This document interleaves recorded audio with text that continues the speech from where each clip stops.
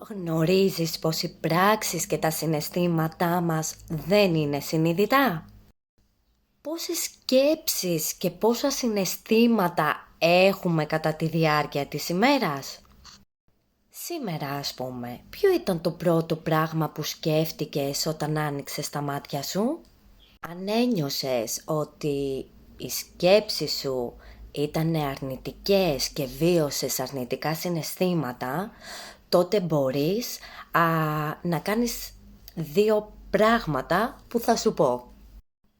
Το πρώτο πράγμα που μπορούμε να κάνουμε είναι απλά να τις αναγνωρίσουμε. Να τις αναγνωρίσουμε, να γίνουμε συνειδητοί, να κατανοήσουμε δηλαδή ότι σκεφτόμαστε αρνητικά.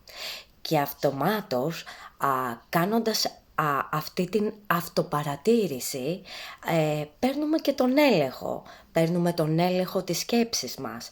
Και εκεί πάνω που θα τις αναγνωρίσουμε, μπορούμε να πούμε, μπορούμε να απευθυνθούμε προς τις αρνητικές μας σκέψεις και να πούμε «Σας αναγνωρίζω, αλλά δεν σας χρειάζομαι πια».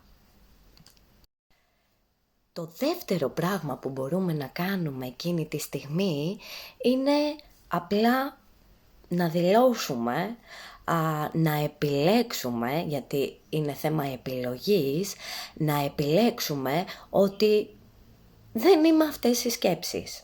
Να δηλώσουμε ότι δεν είμαι αυτές οι σκέψεις και να επιλέξουμε να μην είμαστε αυτές οι σκέψεις και να επιτρέψουμε να γιωθούν μέσα μας και να λειτουργούμε μέσα από αυτές τις σκέψεις της ευημερίας, της αυθονίας, της χαράς, της αγάπης, της πληρότητας και της ισορροπίας. Είμαι η Κωνσταντία Κουρί και είμαι εδώ για να σε καθοδηγήσω στο φως της ψυχής σου.